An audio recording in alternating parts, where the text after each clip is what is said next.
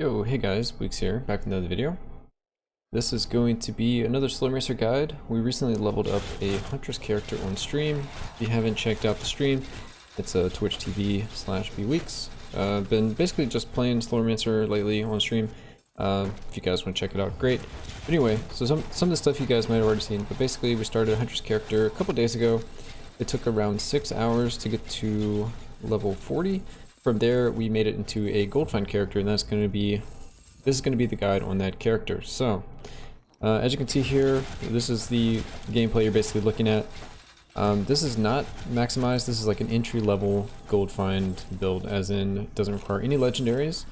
It doesn't really require a Slurm Reaper. If you have one of the ones that gives you gold, then more power to you. And we'll explain all that. It'll just help your gold gain. But it's basically what I started as to basically farm a bunch of gold. Anyway, so the idea behind the character is using the Huntress's ability to get a 50% chance on crit to drop gold, and as you crit, you're going to drop gold. So we're scaling the arrows to get as many as possible, bounce everywhere, and you know, this is kind of what you see.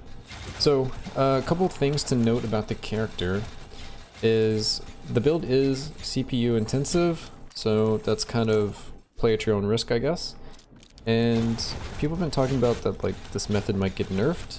I don't know if that's something really to worry about, because there's also a legendary in the game called the Golden Fleece, and I can't imagine any other reason this legendary was created except to do basically something exactly like this. Also, the Huntress, mastery does this as well. So if you had both, you would have even more gold gain, but this is currently the character without it. I just haven't been able to find one quite yet, and it just makes you think, like, it is a very efficient way to farm gold. On my other character, if you saw any of my other build guides, I was playing a knight, and it takes me like 5 minutes to run an expedition.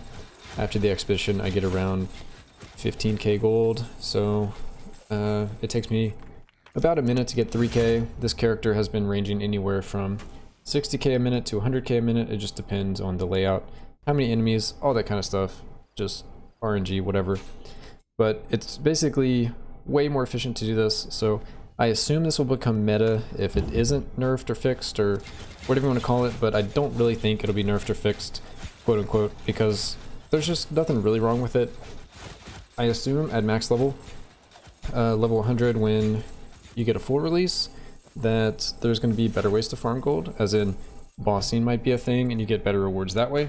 So there could actually be a system where you have characters like this for like lower levels, or just for farming gold, or you have like a bossing character that can get you a lot of gold but isn't really a speedy zoom build.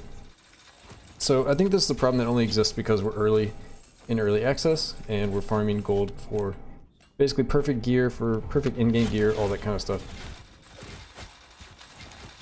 So I think the character will be very useful now, but might not be useful later as the game progresses.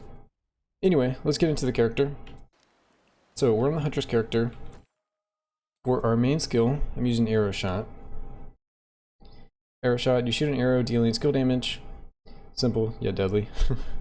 So I leveled with arrow shot as well, and I started off with rebound chance, but as I ended up getting more rebound chance from gear, I switched over to fork. So I'll talk about that later when we go through our actual stats. And I'm using 100% pierce chance. I think this is 100% mandatory. I don't think you can really get enough pierce chance through gear. I'm using snapback, which gives you extra damage each time your arrow rebounds. At first I wasn't taking this, and I was taking this one over here that increases the cooldown time. It gives you more crit. You could take this. I think it might be worse with lag in some instances, just because you're going to do less damage, but you're going to get more crit, so it's going to be more gold on the ground. It seems to be the gold dropping on the ground is what actually causes the lag. So this is going to get you more gold, but it's going to be less arrows. So it's kind of a toss-up. I guess it just depends on your stats, but I was using it for a while. You also could opt to just take none, so you would do less damage, and in the idea behind taking or doing less damage would be you get more hits, so you're proccing gold more often. But anyway, I'm using the damage because I actually want materials and I want to, level up my Slorm Reaper and all that kind of stuff. Next we take so many arrows, so this gives you +3 additional projectiles. That's really what's going to help you get all these crazy forks, and then the forks with the pierce and the rebound is really just a very good combo.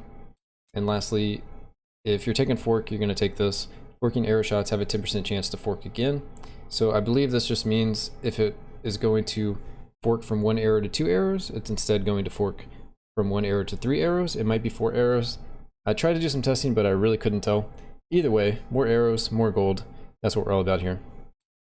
So my secondary skill, this could probably be swapped for anything else, but the reasons I use it is for the faster travel time, and then it pulls enemies in. So I can pull enemies in, and that just helps with keeping enemies in like a central location.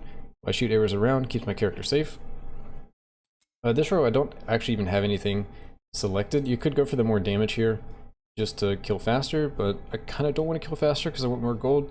So it's up to you what you want to do. I haven't messed around with these, but they could also be something decent. And then lastly, I'm taking the rain of arrows, slows the enemies, just helps keep you a little safe.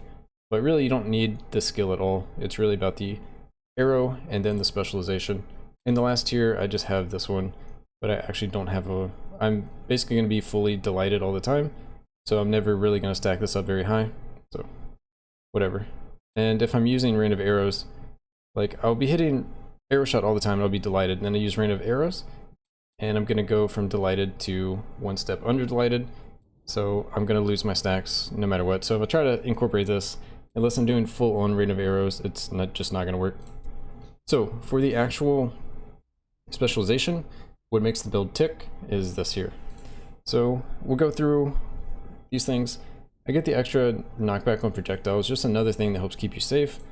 Next, it has whenever your serenity would be increased by 1 is increased by 2 instead. You really don't need this at all, but none of these really work. Next you have during smokescreen, you ignore incoming attacks and can move through enemies.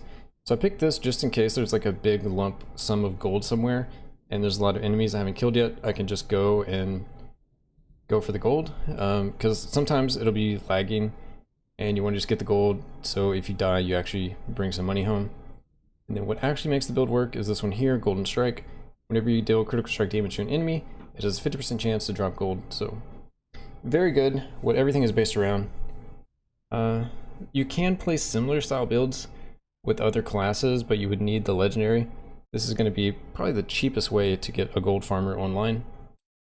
And then the next rank I have erratic daggers, but really any of these could work. And then I haven't even leveled it up beyond this, but there might be some passives here that you care about, but I actually don't think so. Yeah, or effectiveness. We can get a stun when you cast smoke screen, that seems okay. Poison, more evasion, that's okay. Inner fire applies poison, but we don't do inner fire. You get what I mean.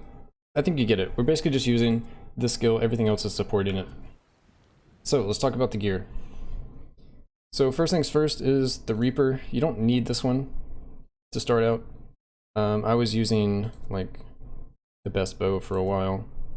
Yeah, to level 44. I eventually found one of these other ones. I leveled up Slormancer. I leveled up Gold Scourge. If you only have one of these, you want to use Gold Scourge, it just gives you more Goldus. But eventually you get both of these to level 50. It's going to unlock this bow. And this bow basically just has the modifiers of these two. So we're using Bowborn of Fusion, or Furious. And that's the basically going to be best in slot as far as Reapers go. I'm going to take a quick look at my stats just to talk about it, and then I'll talk about gear. But things can be flipped around, as you already saw with the arrow shot. You can either pick the fork or the rebound, but fork has been harder for me to get on gear, so I opted to early get rebound, and then I got a lot of rebound on gear, and I switched from rebound to fork as far as the masteries go. So I'm talking about these two nodes right here. So okay, let's look at some stats. So for attack speed, you definitely want to be scaling it. I'm at 78%.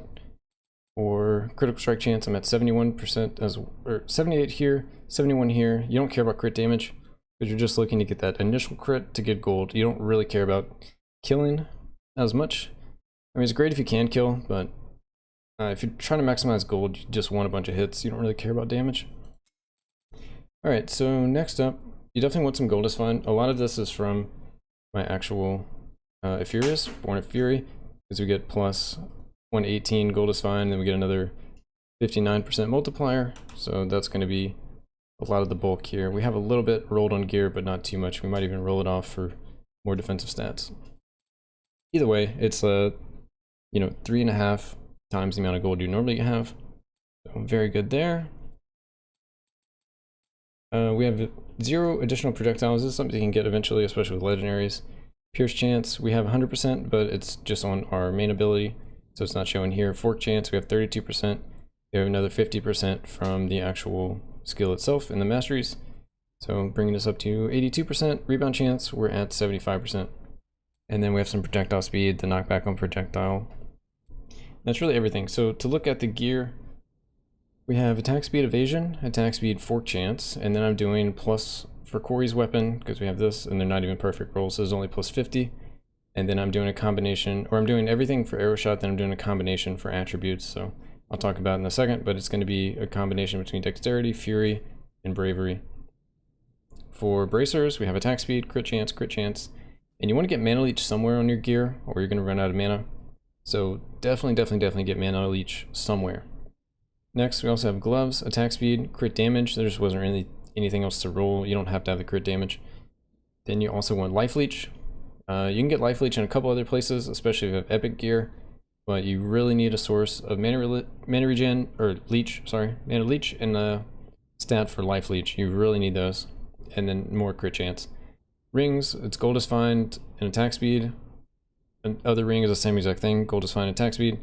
Boots, I have maximum life, movement speed, evasion, max life. You could switch out most of these stats because they don't really help you get gold. I mean, there's not really much to roll on boots. Then we have crit chance, rebound chance, so very good for the belt. A lot of stats you want. Your cape, I have attack speed, rebound chance, fork chance. You can switch some of those around. I think you can get double attack speed here. You basically just want to try to get 100% crit chance, 100% fork chance, 100% rebound chance. If you can get all three of those, you're like golden, and then as much attack speed as you can get. Chest, it's just going to be evasion and life. And then we have life, attack speed, crit chance. And finally, evasion, life, rebound chance, projectile damage reduction. As we upgrade our gear into epic, so we can get even more stats, so we'll definitely be able to get 100% on the crit, 100% on the fork chance, and 100% on the rebound chance. But that's basically the build. I should talk about attributes as well, and we'll talk about the ancestral mastery. So for attributes, I'm doing a little bit in fury. I just want to get these 2 points here. There's a 4% critical strike chance and a 6%, so we get 10% crit from this fury branch. I'm also going into the dexterity branch. This isn't as needed, so if you preferred to put it somewhere else, you could do that. But basically I'm getting 10.5% attack speed and 15% projectile speed. So it's kind of weak as far as attributes go, but it's the best thing I could come up with so far. And then lastly, I'm doing bravery because these last 2 points are gold is find. So we have 10% gold is find from this one and another 10% here. So a total of 25% gold find. Also gives me movement speed, which is cool. And that's really all it does. I'm not wearing any elemental or any legendaries, so I'm not getting that. And then the greed stack, I guess it's fine. Whenever I pick up an item, I get a crit strike chance. So I get some free crit as well. And now with the auto loot pickup, I think that procs off of it, but not 100%. And then last, the ancestral legacy. So I'm using these two. I'm using these Slormologist. That's hard to say. But gold is fine, Slormantites, and magic item quantity. You really don't need this as well, and that lets me get the movement speed and attack speed. You could go for like a defensive option to get reduced attack speed on enemies. You could go for the attack speed armor pin over here. There's a couple of options that are like all decent, but nothing is like amazing, so that's just what I picked here. These two. It's just kind of generally good for the character. But anyway, that's everything with the character.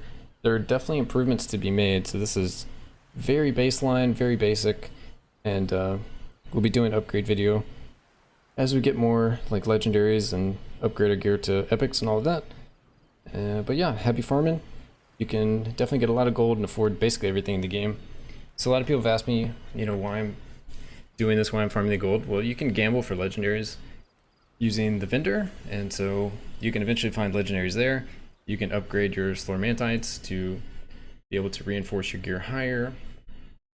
Just a lot of stuff that costs a lot of gold, and it was taking way too long with other characters, so we made a gold find character. Anyway, hope you guys enjoyed. Like, comment, subscribe, all that fun stuff. If you have any questions, let me know down in the comments, and I'll catch you guys next time.